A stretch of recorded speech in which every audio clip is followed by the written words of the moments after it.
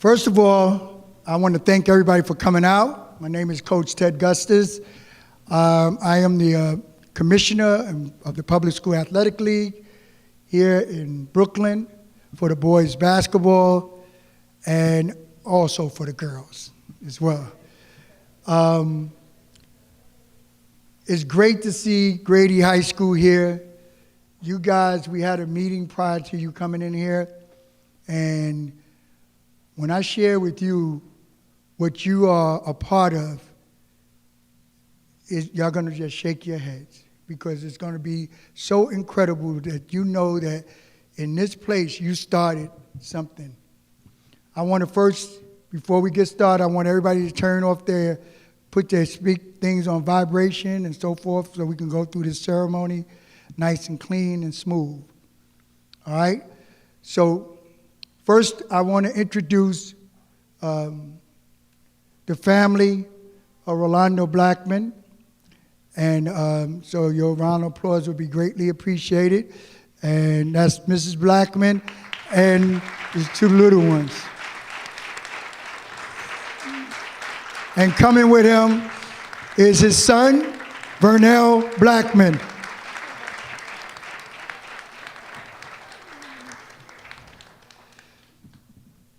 So, without further ado, I just want to take the time. It's a privilege for me to do this. And I want to say that about 3 years ago, Coach Carl Sanders, one of the members of the Grady championship basketball team, called me up, and he talked about doing this. And he like, how can we get Rolando Blackman? That's our, people need to know about Rolando at our school and everything. This guy is an NBA All-Star player, 4-time NBA All-Star player. Michael Jordan said that he is the toughest player that he ever played against. And not only that, today Rolando works with the Dallas Mavericks, had his numbers retired. At the second guy to get his number retired for the Dallas Mavericks. He became the All-American at Kansas State. And while he was at Kansas State, he also made the Olympic team. Unfortunately, we were boycotting some stuff, and he didn't get a chance to play. Could you imagine making the first team and didn't get a chance to play? Went on in the NBA, and like I said, went to the All-Star game. He's well known for hitting the biggest shots in NBA history All-Star game. So y'all need to know this, is that, let's think about this here. He had in this game Michael Jordan, Larry Bird, Magic Johnson. It was the only game, it's the most watched game in NBA history. Dr. J, every single player, he scored 29 points in that game, came down with 3 seconds left on the clock. He's isolated with Larry Bird checking him. And you know what he said? Oh, I got Larry Bird, I could take this. And he crosses over on Larry Bird, go to the basket. Isaiah Thomas and everyone is there going to block this shot. And all he said is, y'all not getting the ball. All I need to do is get me on the free throw line. He shot over 90% at the free throws for a career.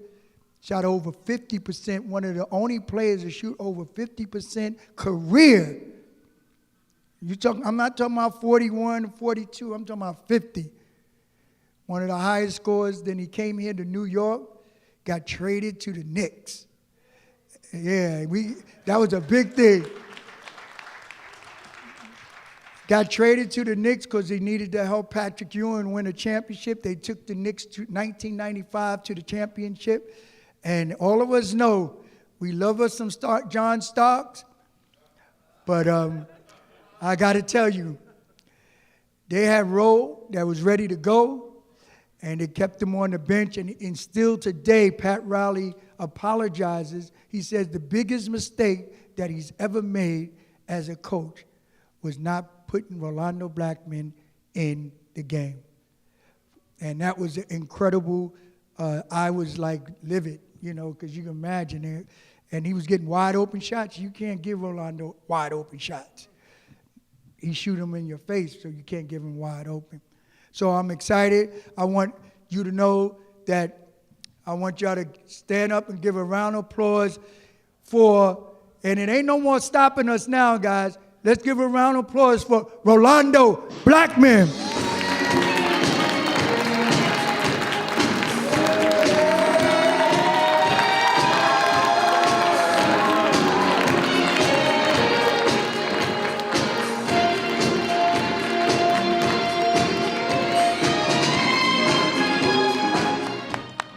Come on, give it up for Rolando!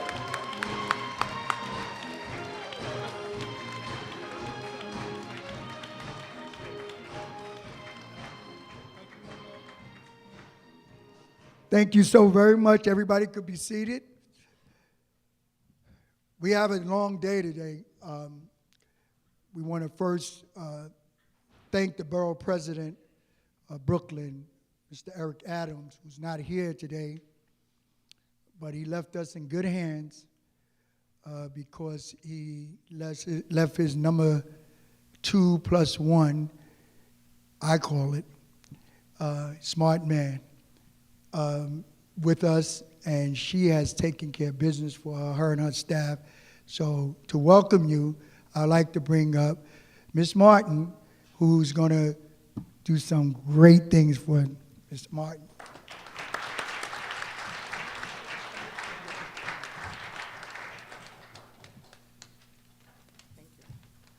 Good morning.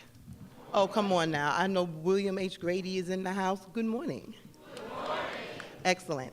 So it's indeed an honor for me to be here and welcome you on behalf of Brooklyn Borough President Eric Adams, who is out of the country. How many of you have been in Borough Hall before? Okay, so the rest of you, this is your very first time. So I invite you to walk around the building with your advisor so you can look and see what your parents helped to accomplish. President Adams was the first man of African descent to hold this office. And Coach Gustus said something very interesting when we were in a meeting earlier. He made mention that he had driven by this building on many occasions, but he had never come inside. And that has been so true and so real, because when President Adams and I first came into Brooklyn Borough Hall, January 2nd, 2014, a bunch of people came in with us who had never actually been in this building before. And they all looked like you and they looked like me. So when you work hard and you achieve, you can open up the doors for others. And that's what this day is about. Working hard and achieving and opening up doors for others. So we're here to salute Mr. Rolando Blackman. Put your hands together for this brother.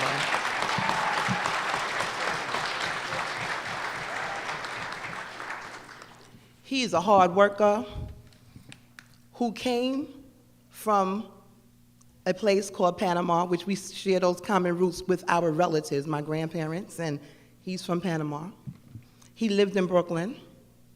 He went to primary school in Brooklyn, elementary school in Brooklyn. He was blessed, as he explained in a meeting, to meet the famous Mr., better known as Coach, Ted Gustus, who worked in partnership with Mr. Blackman's mother to help him to achieve his dream and his goal. He went on to high school, your high school, William H. Grady. Give yourselves a round of applause.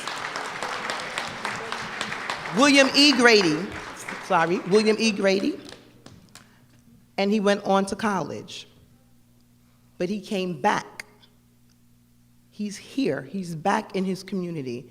And he, in partnership with Coach Gustus, has a vision that will help you and your future. So at a later time, I'm sure they will share it with you. Without any further ado, it's a pleasure for me to read the proclamation. Who knows what a proclamation is? Well, when I finish reading the proclamation, you will all know what a proclamation is. And every time you hear me say Mr. Rolando Blackman's name, I want you to make a lot of noise. I'm going to say it one time now so I can see if you can do it. Rolando Blackman. You're going to have to do better than that, okay? So, Mr. Blackman, would you please stand? Office of the President, Borough of Brooklyn, City of New York, proclamation. Whereas it is a time-honored Brooklyn tradition to recognize those individuals and organizations that demonstrate an outstanding commitment to promoting excellence and providing outstanding services and support to local residents and to those in need. It is therefore fitting that we join in acknowledgement of their special events and occasions. And whereas Brooklynites join together today to honor and recognize Rolando Antonio Blackman. Come on! For the outstanding contributions he has made in our communities. On this day, his Grady High School basketball jersey will be retired. And in addition to him being inducted in the Grady High School Hall of Fame. And whereas on behalf of all Brooklynites, I salute Rolando Antonio Blackman. Come on. A native of Panama City, Panama, who was raised in Brooklyn, attended Grady High School in Brooklyn, and went on to play professional basketball with the Dallas Mavericks, where he was a 4-time All-Star, and with the New York Knicks. That's right. No, come on now, New York Knicks, really? I acknowledge him for playing varsity basketball for Kansas State University, where he was named the Big 8 Conference Player of the Year and All-American in 1980, the Big 8 Defensive Player of the Year 3 times, where he scored 1,844 career points, the second highest total in Kansas State history.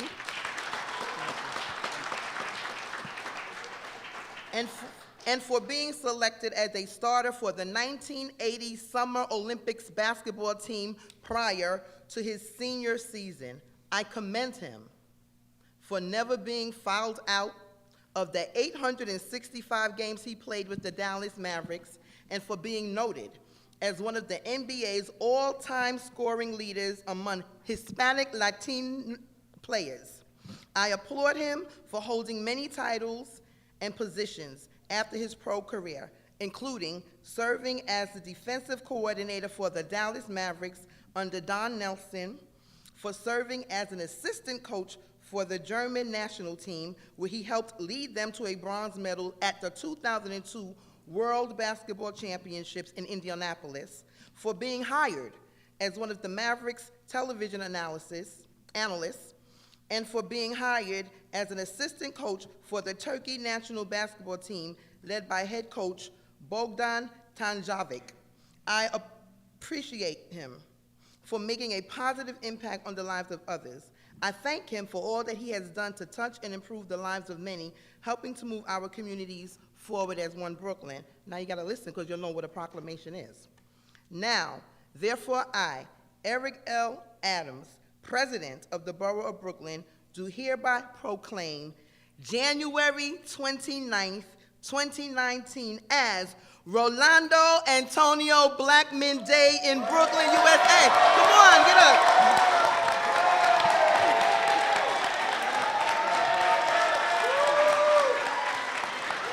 Oh, I shouldn't have done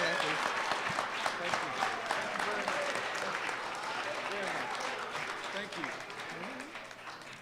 In witness whereof I have hereunto set my hand and caused the seal of the Borough of Brooklyn to be affixed this 29th day of January 2019. It is signed by our Brooklyn Borough President Eric L. Adams. So it's indeed an honor for me to present this to mi hermano, mi brother, Senor Rolando Blackman. All right? I love you. Congratulations. Gracias para todo. De nada, mi amor. Thank And to you. your family, congratulations as well. Thank you. Thank you very much.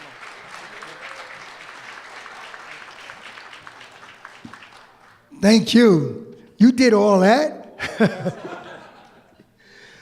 Wow. And who would ever think somebody from Ditmas Park standing behind the fence, 11 years old, scared to come in, taking the ball and running with it? Who would ever think that you would be doing it? Went from basket number 8 to basket number 1 to Grady High School, finally making the team. Wow. So to celebrate that, we want to start the day off. Thank you, Ms. Martin. We want to start the day off honoring our country because it's in this great country where someone from Panama can come here and learn how to playing soccer, transfer over to playing basketball. And that's why some people be tripping, talking about they don't want people coming from this country, from another country coming over. Like I think we all came from that way as well. I ain't mentioning no names, but trying to keep everybody imagining we would have never had this great jewel of a person if we would have just said he couldn't come from Panama here to this country. So we're going to honor our country with the singing of the national anthem by a young man that had the opportunity to sing at the White House, had the opportunity to sing at Barclays Center, had the opportunity to sing at Madison Square Garden, had the opportunity to sing at Citi Field, Yankee Stadium, and had the opportunity to sing on the X Factor, you name it. This is our young talent, so I asked him to sing the national anthem for us. Everybody, please rise for the national anthem with Vaughn Middleton. Cross our flag. Oh, say, can you see by the dawn's early light what so proudly we hailed at the twilight's last gleaming, whose broad stripes and bright stars through the perilous fight o'er the ramparts we watched were so gallantly streaming, and the rocket's red glare, the bombs bursting in air, gave proof through the night that our flag was still there.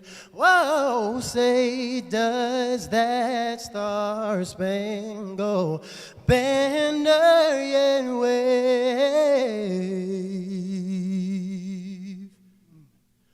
o'er the land of the free and the home of the brave?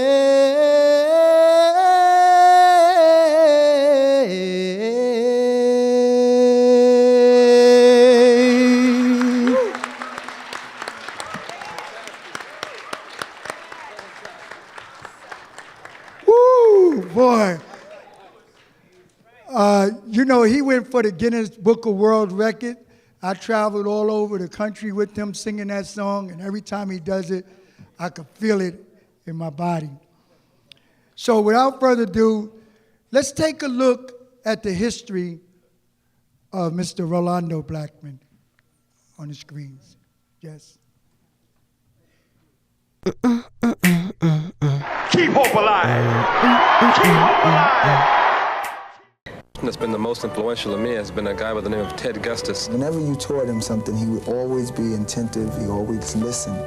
And I think that was the one thing that stood out about him. He was the one who first honed my skills and taught me how to go back door, how to dribble with the left hand, and taught me not only that, but also the importance of learning how to do that and being a complete player.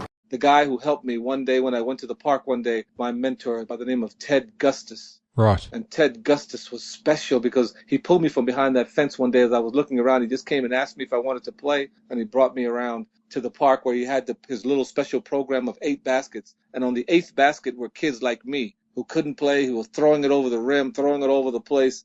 But I tell you, though, with the teaching that came every day, I immersed myself in that whole situation. He was there as a teacher. He was there feeding the hunger of me wanting to get better, and as well as other kids wanting to get better. And he was there just feeding, and we were there just playing. You know, by the time I grew up from when I was 10 years old all the way throughout the time, it was a special time that by the time I was 16, 17 years old, I was playing at the #1 basket, one of the best players in the city. So it was a crazy rise, but it was something that I was ravenous about. My dreams of becoming a professional basketball player had stopped at a point, and I began to see my dreams through him.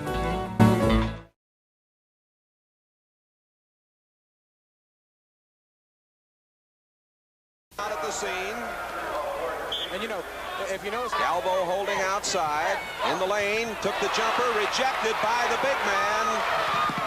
Johnson, down it comes, and up and in. A nice play by Mark Radford. The penetration down the middle and the wing shot, you're going to control Blackman. If he gets it there, he'll be effective the entire game. Steve Ford coming back to win by 4 on Thursday night. Underneath, Neely hits Blackman, and it's first points as he watches the seconds tick off. A Saturday of upsets. Kansas State playing in Pauley Pavilion against the Oregon State Beavers. The Beavers went through this season winning 26 straight, but they lose their final 2 games of the year. Rolando Blackman sends them home for the summer.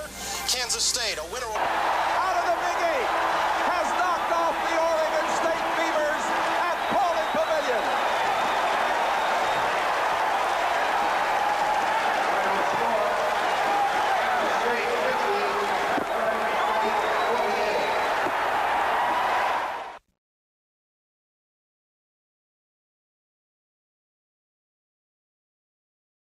Who wanted to run. 3 seconds to go.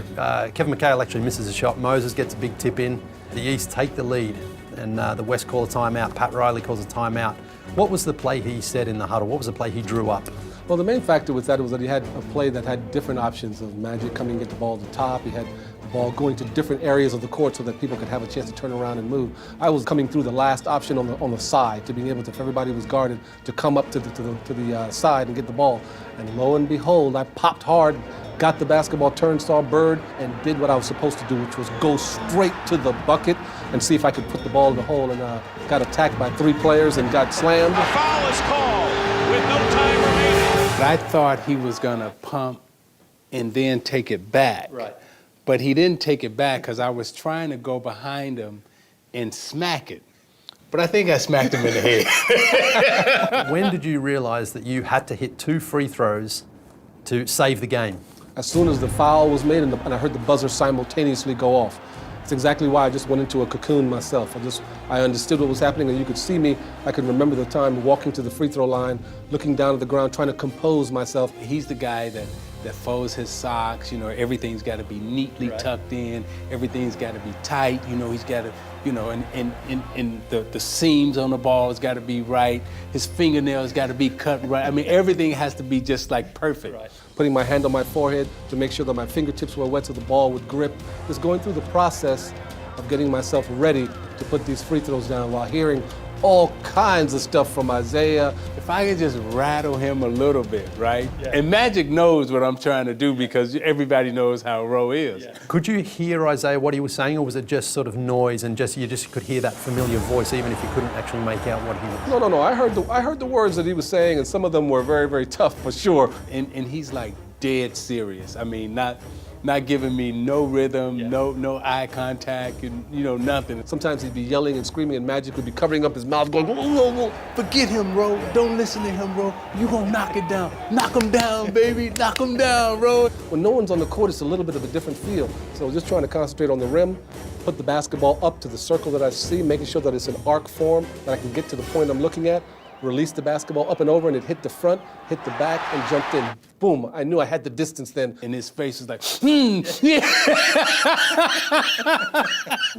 As soon as I finished that, I could hear him and Magic laughing loud. It was a special time, but also it was something that I knew that my life was on the line. I knew it then, and I wanted to make sure that I come through. But that's how competitive we were, but yet that's how much fun we wanted to have. When you get the second one, it was an important feast because you can feel again it was the confidence or nerves. Which one was it going to be? Confidence or nerves? So I decided to go confidence, baby, confidence. In my head, confidence, baby, confidence, confidence, baby, confidence, confidence. It was like, I'm not listening to anybody. I'm gonna block it out. I'm gonna focus. I'm just gonna knock this free throw down. As I did the dribbles, put the basketball up, and I knew I had the distance. As soon as I released it, I said, confidence, baby. It's just me, you, in the basket. Oh, baby, yeah! I let out a yell of confidence because I wanted to release all the pressure. It was so much inside of me built up. Turned around and went to the bench, and it was so much fun to get all the high fives from some of the greatest players that have ever played the game. So it was a special, special time, believe me. Well, everybody saw.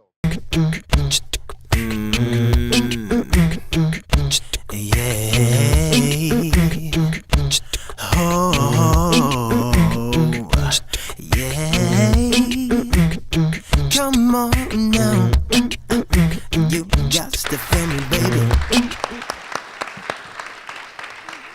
So Grady High School, y'all got something to brag about, right? Yeah, that's right. When anybody talk about Grady, y'all like, yo, y'all need to get the receipts. Y'all need to look it up. You better tell somebody. All right, so without further ado, I would like to bring up the Grady High School principal, Principal Tarah, and she's going to say a few words to Rolando.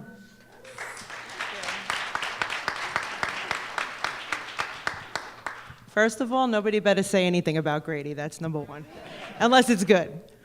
So I want to thank everybody who had something to do with putting this together today, because as someone who has been at Grady High School for 21 years, it's very exciting to me to be in a room where every person has a history and a passion about a place that I love very much, and this is very special.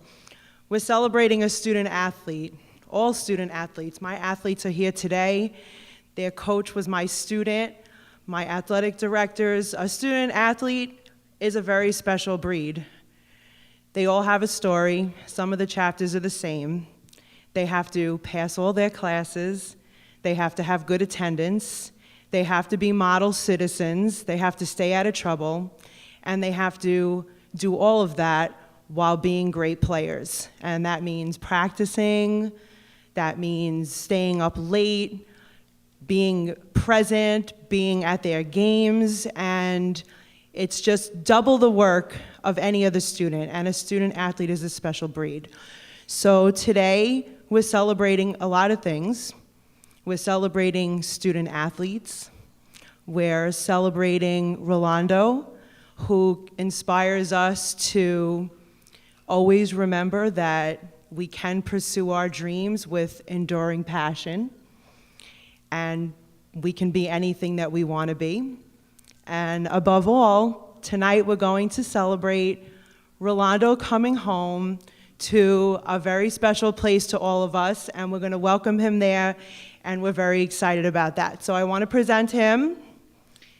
His number 32. I know he was number 22 in the NBA, but Grady's the most special place. It's where it all began.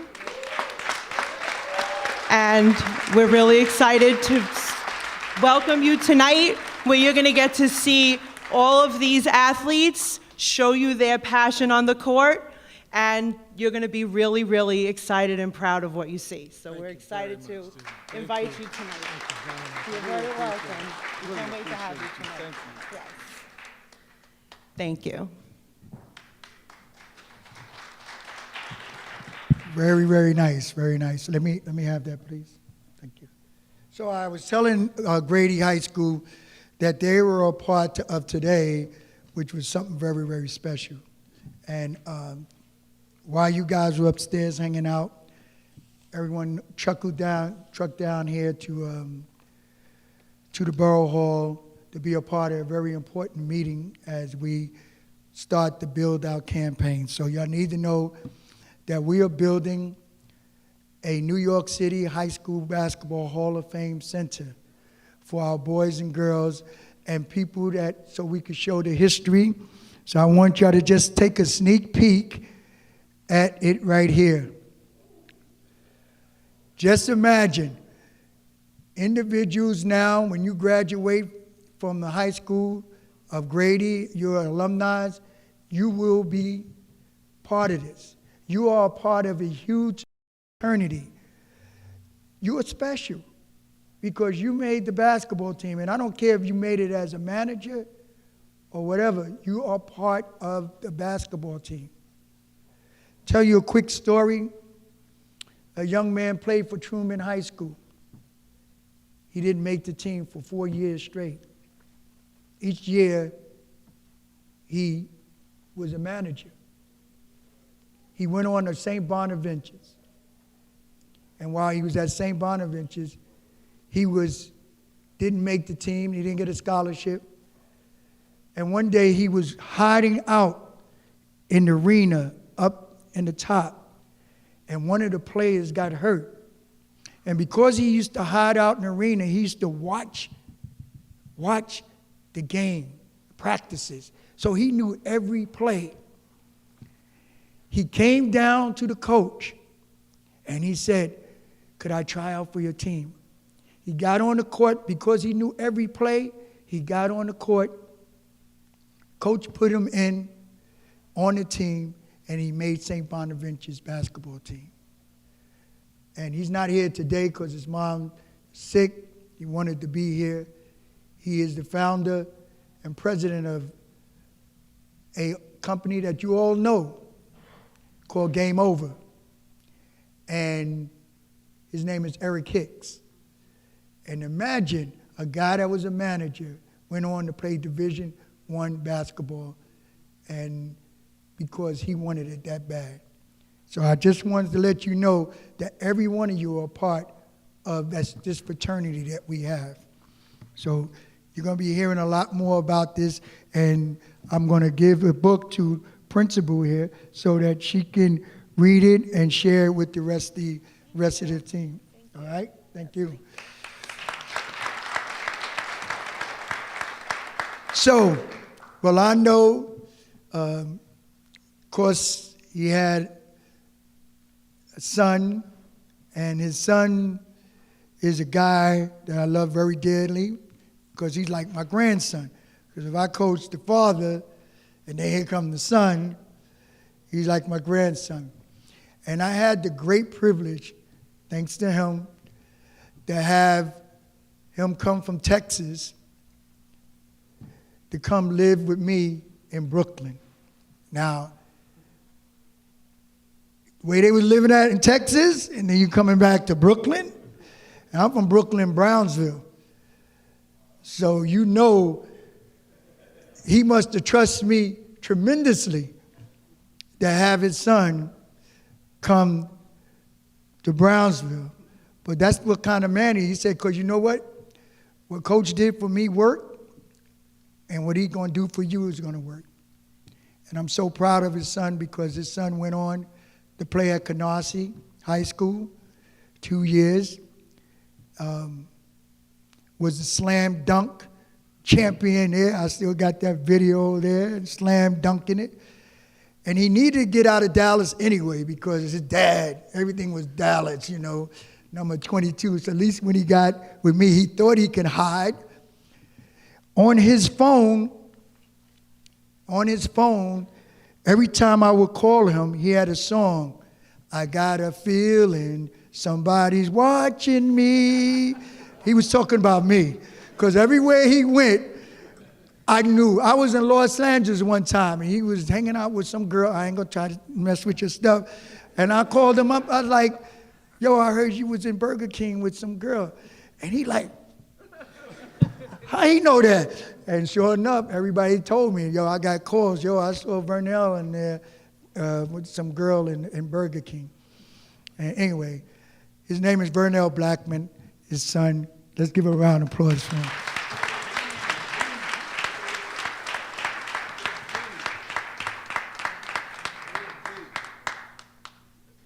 All right, everybody. How's everybody doing today?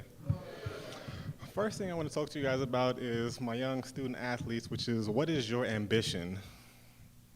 I want you to think about that for a second and just take that in. What is your ambition? What do you want to do with your life? One thing that I learned very strongly, very deeply from my father and coach, which is I have to have a fire that's in me that burns for myself, and through that, that will take me somewhere higher.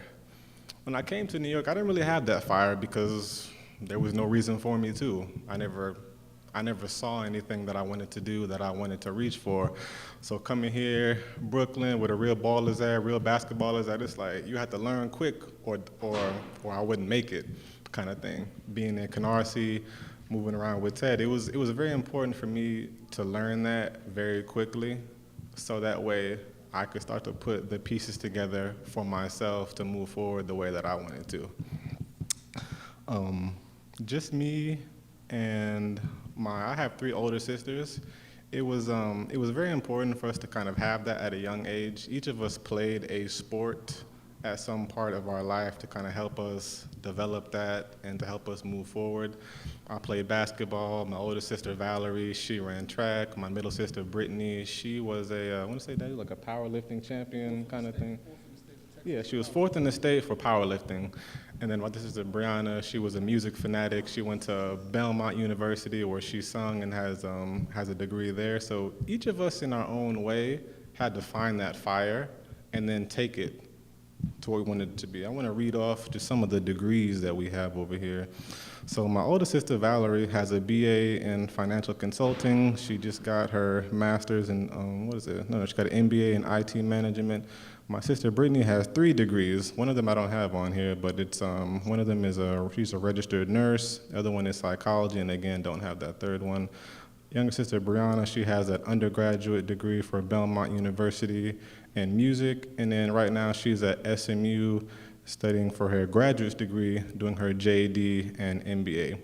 Then there's me. I have my associate's degree, and then I have my bachelor's degree. Right now, I'm not currently playing basketball anymore. I still play it on and off, but right now, I run a couple of businesses in Dallas. So just hear what I said. I said a couple, I didn't say one. So I'm doing something, like I'm about that life because I have that fire and I'm doing something with it. So for me, that's just what I wanted to kind of speak to you guys about, just to kind of have that fire and then just kind of look inside yourself and kind of find out like what kind of ambition do you have, where do you want to go with your life? Also want to say very importantly also, when I stand in front of people and I talk about my accomplishments, the first thing that I kind of get from the people closest to me is that in the back of their mind, they're like, oh yeah, your dad is this person or that person, so they feel that you're given a lot of things. And I want to say one thing here. I'm given a lot of things just like all of your parents give you things. It's no different. But I want to say that what goes hand in hand with that is half of that is, oh, hey, your parent got you in the door. Like, how many of y'all's parents know somebody that knows somebody that got you some juice that you can get in somewhere? Anybody? Somebody? Some truth there? Okay, then, so I have that same thing. Now, the other half of that is me waking up in the morning, me studying, me in the library, me studying for those tests. I had to pass those same Regents exams. So I know what you guys went through, what you guys continue to go through. I went to Canarsie. Well, Coach lived off of, Avenue, it's Linden and Hegeman over there. So I used to walk to Canarsie, 15-minute walk. I remember one story that I want to just kind of close with where it was my junior year. I was on the 60 bus.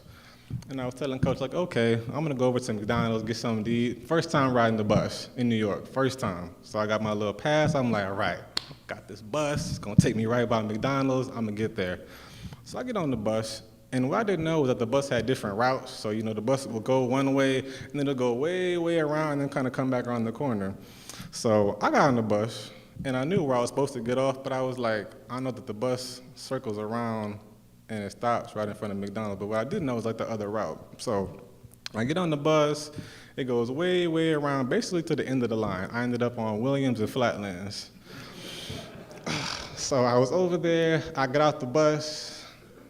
I was kind of looking around, I was like, something's not right here. But I didn't know any better, so I was like, okay, cool. So I was just sitting over there, just minding my own business, waiting for the bus to come. And then Coach just so happened to call me. And he was like, oh, hey, boy. I was like, I don't know. I'm on Williams and Flatlands. It was this long pause on the phone.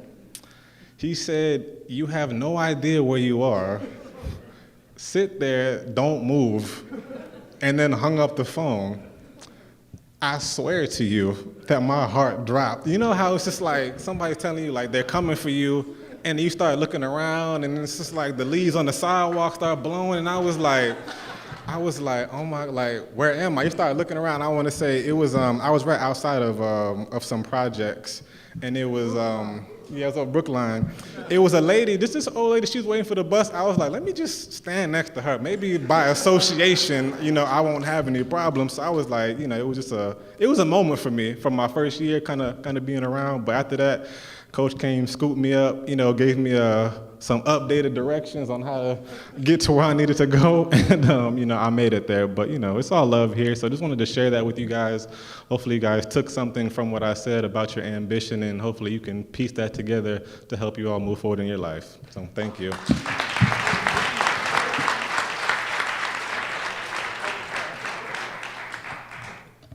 All I can say is it works. And when I say that, I really say that because when your coach is teaching you and coaching you, it's very important, because I know that giving him 5 or 6 years ago, he would never, ever got up there. He like, I don't care nothing about y'all folks in this room. I don't even think you care about me. But he learned over the years, and to have him stand up here and speak, and he always want to be prepared and be honest about what he did. The one thing about him, he was always honest, and he probably still is. He didn't tell you that he got married, which is fantastic. And that was a great thing. So now, you guys know we have competitors. Just like Grady, you guys play against Lincoln, you play against Canarsie, you play against these guys, and you think that that's going to be it. But when you finish your competitor, you're part of a fraternity. And so there's a player here that played at a different school than Rolando. First of all, he has some of his teammates here. Can his teammates please stand up from Grady High School?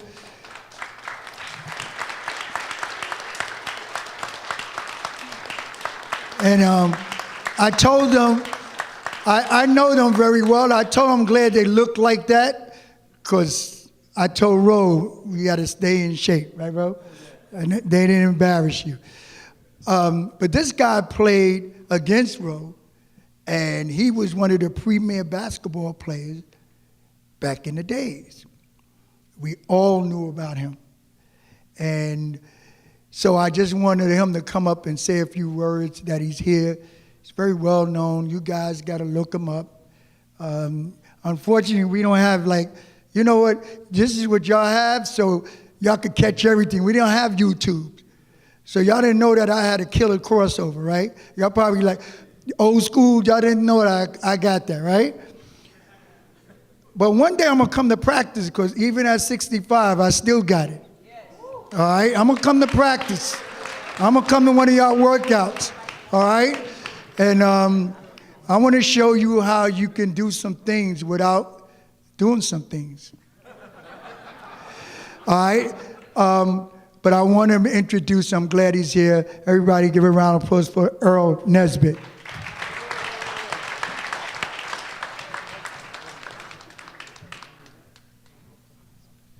Good afternoon. How's everybody doing today? Good. Listen, it's a real honor for me to be here, having probably over a 40-year relationship with Rolando. And I mean, 40 years is 40 years. You can't get around that. And Rolando is always one of the hardest workers. I think he's a year younger than me. And he always tells a story about how I inspired him, how he watched me play when we played against Grady, when he wasn't really playing that much my junior and my senior year. And he always embarrasses me, telling me that I inspired him, to go on and do great things in college and in the pros and stuff, and how that, what that means to him. And, that means a really lot, a lot to me also, because once again, in the competitive nature in high school or in life or in business, sometimes you have that competitiveness where it can get petty, and and it could be envy can get involved and different things like that, but it's never been like that with us. And I'm so proud of him that when he went to college and when he got into the pros and did great things, I always tell him that as he made it, I made it. It was almost like just because I didn't go on, to do great things in the pros and the Olympic team and different things like that, it's the same thing. It's like we're brothers, and I appreciate the opportunity to come here to tell you that this is one of the hardest working and one of the greatest brothers that I ever met. And this day, for him being honored, it's it's something that it's overdue, and I'm glad that Ted was able to put this together. And it's very, very important for us to do this for our community and be able to come back into the community and go back into our high schools and get recognized properly, and at the same time give back to the kids and people coming up. So that's very important to me, and I really appreciate that. And let's give this man a great hand.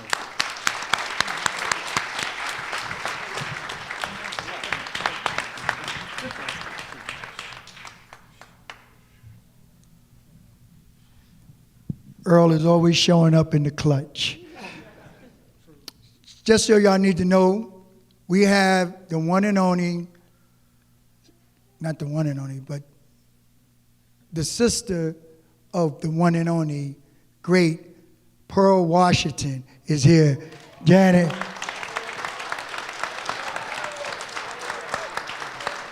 All right, so, yes. So the young people, that's why we have, hey, guys, Grady guys, this is why we have this Hall of Fame Center. Because we don't want people to forget what you've accomplished over your years. So I see somebody say, well, who's Pearl? Who's Pearl Washington? Well, guess what? I understand it. But what he did is he took my crossover dribble and he took it at the highest stage of basketball. Big East, NBA. Crossover like madness. You know what I'm talking about, right? If y'all want to know what a crossover dribble is, forget about it. And he took it to the fame. But you guys will know about that. That's why we have this, because we don't want people to miss your history. So without further ado, guys like Rolando Blackman is definitely the wind beneath our wings. And to all the way from Atlanta, Georgia, she sang this song 35 years ago or something, 30-something years, whatever it is. And I want her, she's going to sing a song to Mr. Rolando Blackman. Her name is Ms. Peggy Clemens. She's coming down.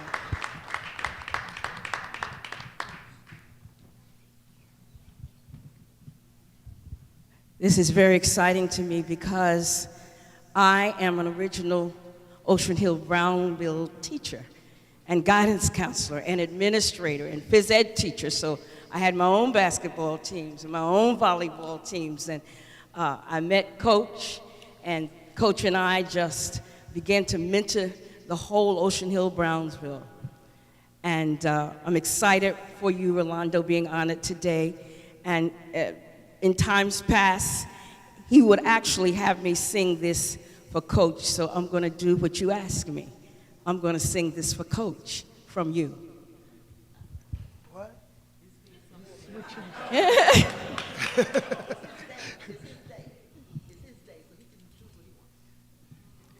Line up. No. Line up. Okay, Dave, I'm ready.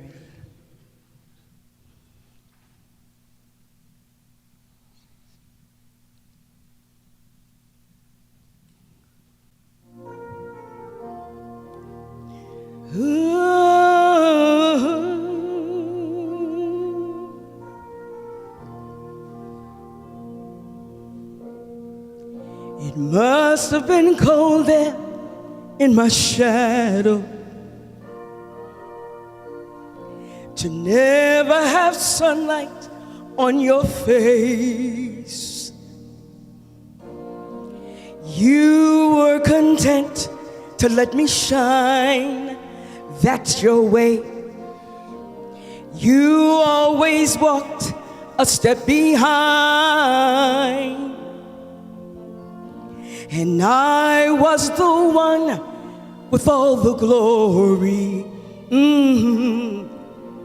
And you were the one with all the strength. A beautiful smile to hide the pain for so long. A beautiful face to hide the shame. Did you ever know that you're my hero? And everything I would like to be. Now I can fly higher than an eagle,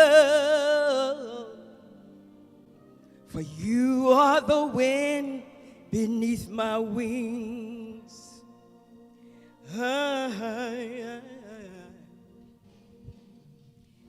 It might have appeared to go unnoticed, but I want to tell you this. But I have it all right here in my heart. I want you to know I know the truth. Of course I know it. I would be nothing without you. Did you ever know that you're my hero? And everything I would like to be. Now I can fly higher than an eagle. Why? For you are the wind beneath my wings. Did anyone tell you that you're my hero? And everything I would like to be for you, Coach. Now I can fly higher than an eagle. It was you. You were the wind beneath my wings. You were the wind beneath my wings. Oh, the wind beneath my wings. Oh, you. You're the wind beneath my wings. Fly, fly.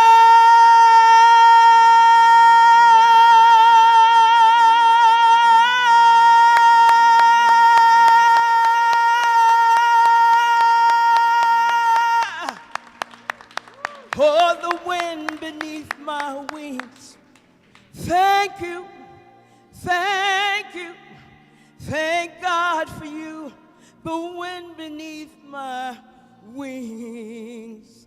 Oh, you're the wind beneath my wings, my wings, my wings. The wind beneath my wings. Thank you. Rolando says thank you. The wind beneath my wings. Let's give a round of applause. Ladies and gentlemen, Rolando Blackman.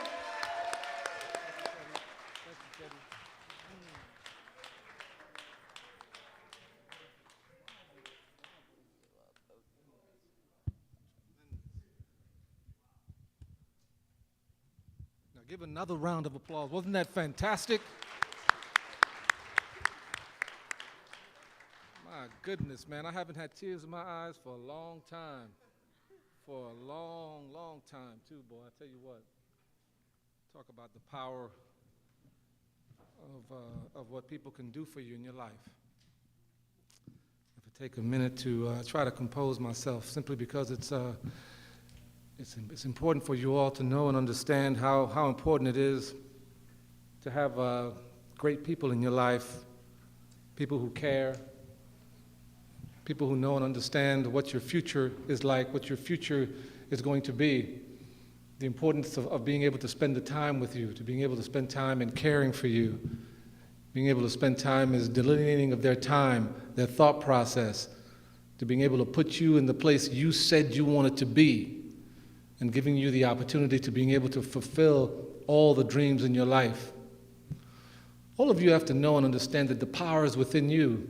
The one breath that there talks about, the program, that it's a very, very important scene, that it's real. The applied fire that Vernell was talking about is within you, is within all of you. But the important factor is what are you willing to do for it? What kind of dedication are you willing to put yourself through to being able to get yourself to that set goal that you said you wanted to? You got mouth service. So now what about the applicable actions that it takes to reach that goal? Are you willing to spend the time? Are you willing to take care? Are you willing to dedicate yourself? Are you willing to do the things that you said you wanted to do to being able to get to that successful goal? And the successful goal doesn't have to be NBA All-Star and Olympian and all those other things. The successful goal is to being able to reach the set goal you have in your mind, whether it's to graduate, whether it's to find a job, whether it's to being able to apply yourself in the things you want to do. One of the most important things in my life has been the people who have helped me to being able to reach to this fire base, to being able to get there. Remember now, I got cut. I got tried out for the basketball team. I got cut in the 7th grade tryouts before the stuff. I turned around again, came back, got cut in the 8th grade, got cut in the 9th grade. Pay attention now. Got cut in the 9th grade, came back the next year. The senior team had left, so our whole JV team moved up to become the varsity team. But in those years of applying myself, not only basketball-wise, but applying myself in school, it was said to you right at the beginning. Remember what the principal said, student athlete. It is such an important designation that when people look upon you, they see something and know something that's very, very real and very, very different. What kind of student athlete are you? You put the processes together to being able to go to school, takes a lot of time, and to being able to apply yourself athletically, which takes a lot of time also. Are you able to negate all the things that take more of your time, the hanging out, the going to parties, the doing things that take you off your goal? Listen, I want to make sure we apply ourselves. I'm about to be 60 in February. I'm going to be 60 years old in February, and there are still parties to go to. You understand what I mean? There's still places to go. There's still parties to go. There's still all kinds of stuff happening. You're not missing anything.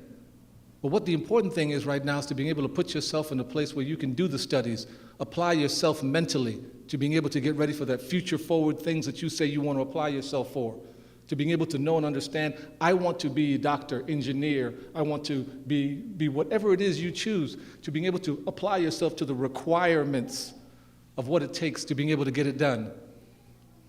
Look at my 2 kids over here too, making all this noise. Look at this. Look at it while Dad's talking over here too. Mireille wants to sit next to her mom, and her brother Gabriel isn't letting her. And Mireille ain't going for it at all either. She's like, look, I'm sitting where I want to sit, or else I'm going to make a lot of noise, even when Dad is here getting a proclamation. Anyway, the beauty of this whole thing is I want to make sure you all understand. I came from Panama City, Panama, la tierra natal de Panamá. Tiene las personas aquí que hablan español. Levanten sus manos, por favor, que hablan lengua de español. ¿Está bien? ¿Usted? Ok, ¿está bien? ¿Ustedes hablan español? ¿Hablan español ahí? ¿De dónde eres? Puertorriqueña, ¿está bien? ¿Y ustedes? Oh, pero ustedes se levanten sus manos.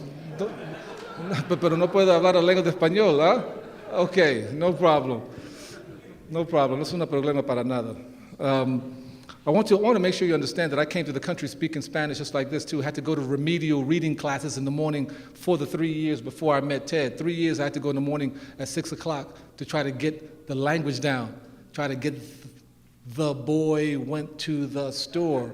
and they had this T that looked like a different T. It was a bigger T that started the sentence, and they said, use that T, don't use the little one. I said, why you got two of them if you only need one?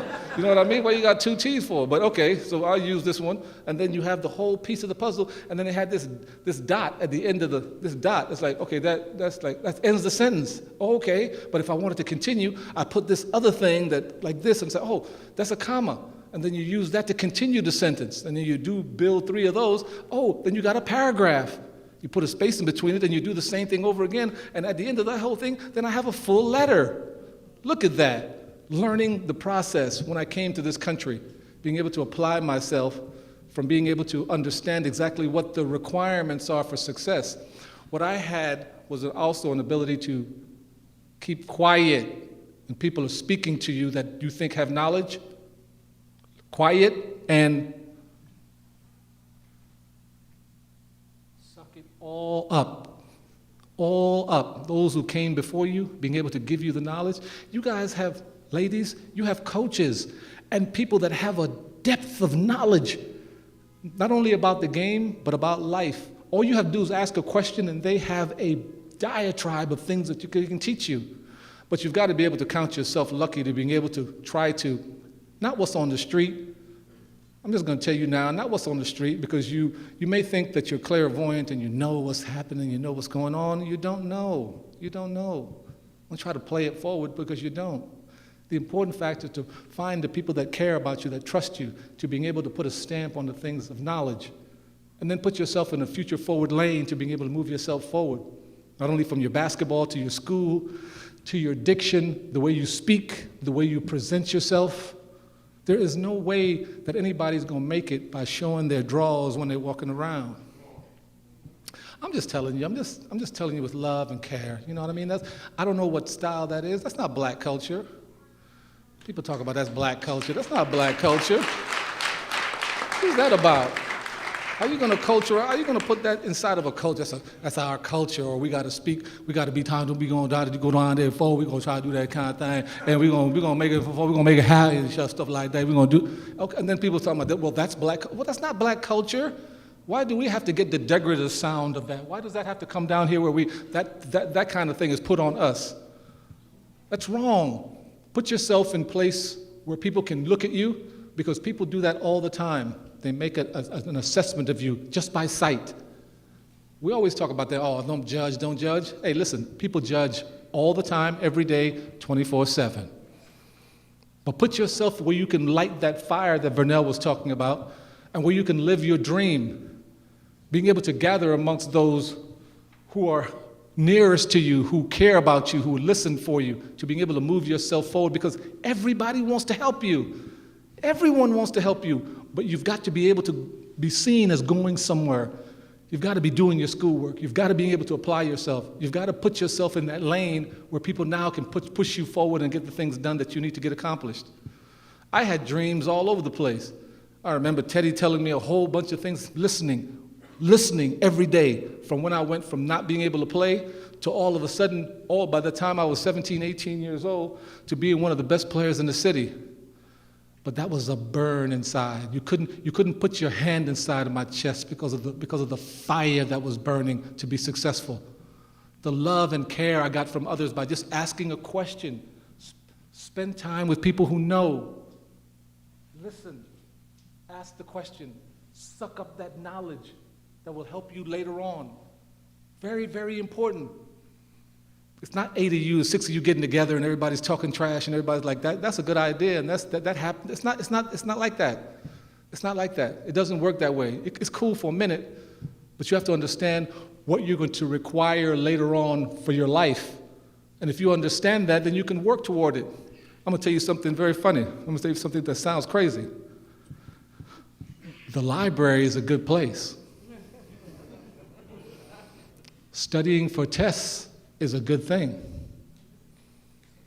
All of you have to know and understand that if you have a goal, you have things that you want to do in your life, listen to me seriously.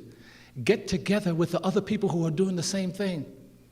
Somebody you know wants to go to the library to study for that test.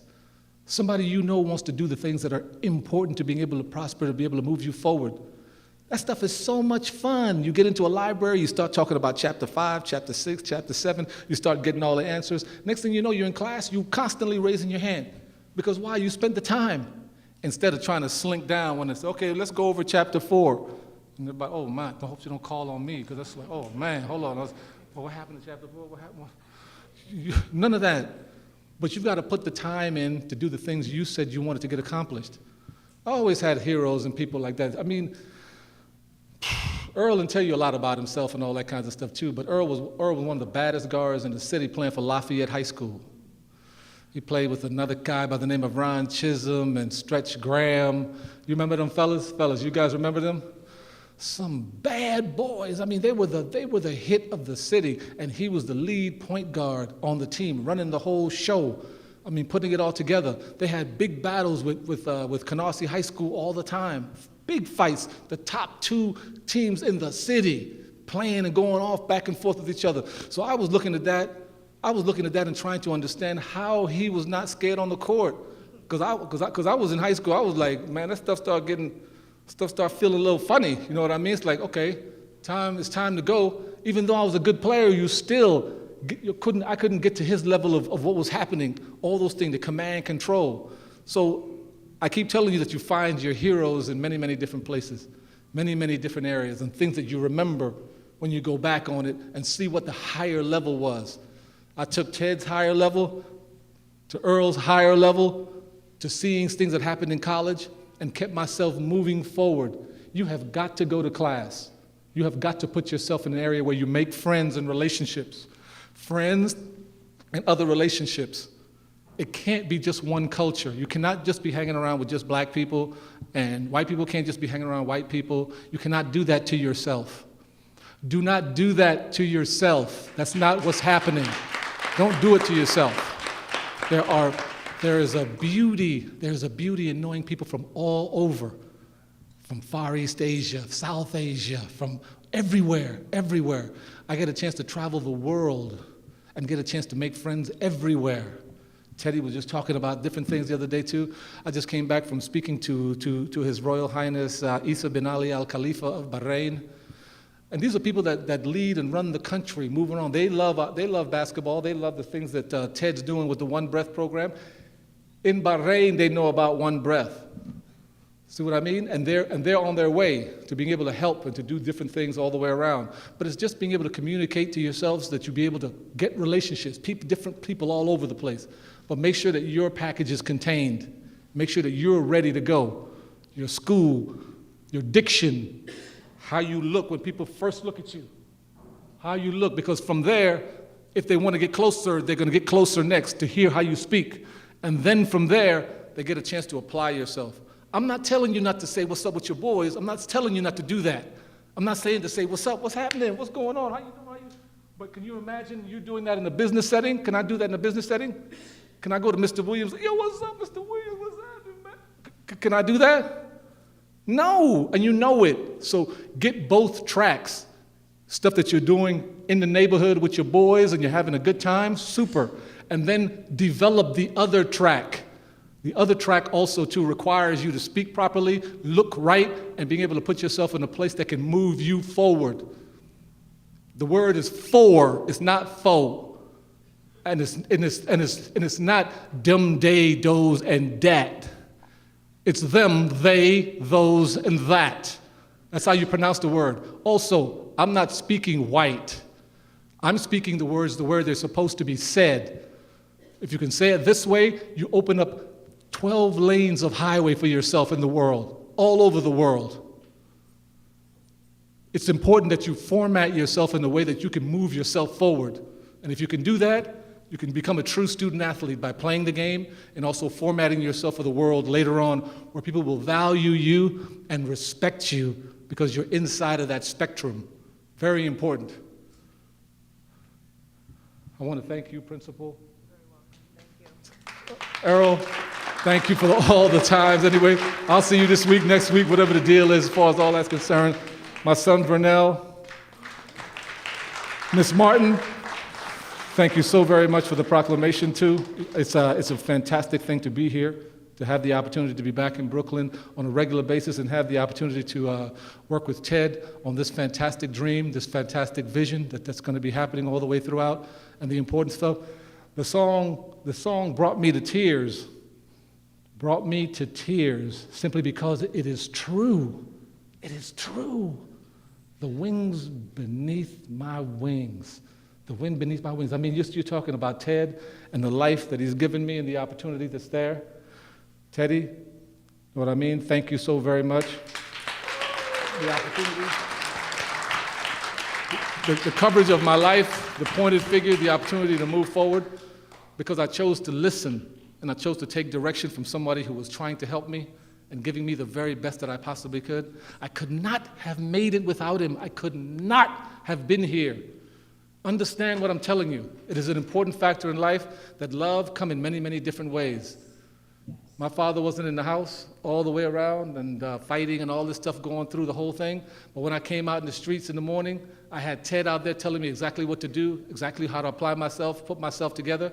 And I took that with me and had the opportunity to meet others who were like me and going to school, listening to stuff, making sure that I was doing the right things, and joined with other people in the areas. And I think it's important that all of you know and understand that it's up to you. Find the burn, find the track, get the focus, integrity, and the application of what you want to do, and have a chance to be the very best of yourself, too.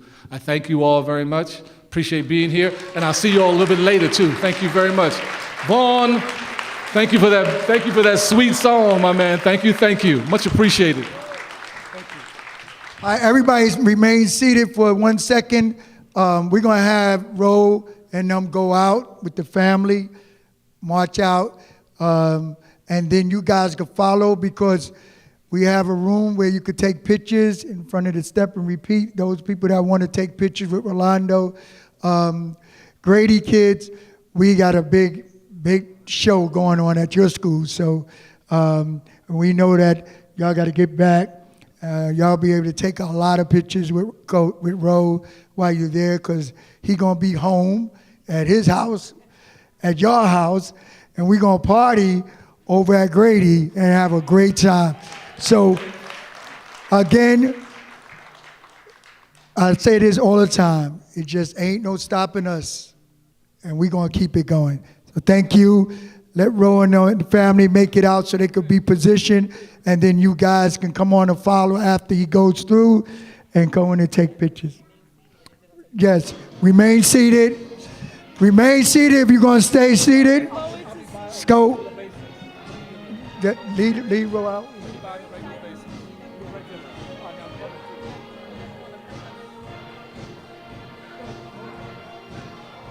Come on, go.